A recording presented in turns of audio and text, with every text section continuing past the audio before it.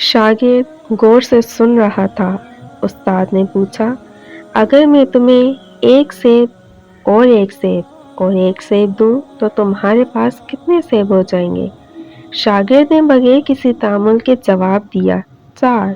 उस्ताद को लगा कि शायद शागिर्द सही से सवाल समझ नहीं पाया।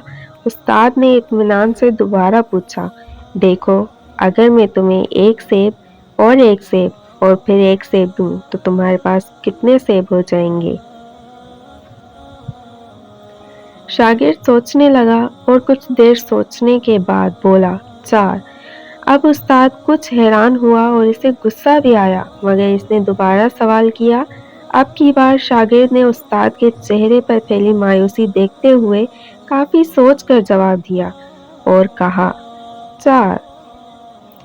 दफ्तर उस्ताद को याद आया कि शागिर्द को लिच्ची पसंद है। हो सकता है इसे सेब पसंद ना हो और इसकी वजह से वो सवाल पर फोकस नहीं कर पा रहा।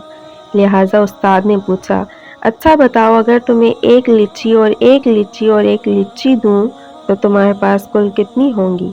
शागिर्द ने सोचकर जवाब दिया और सवालिया अंदाज में कहा, 3।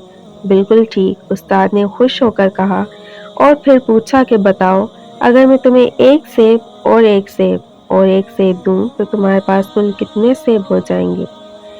4। शागिर्द ने जवाब दिया। अब उस्ताद को बहुत गुस्सा आया। इसने पहले तो शागिर्द को डांटा और फिर गुस्से में पूछा, कैसे 4 सेब?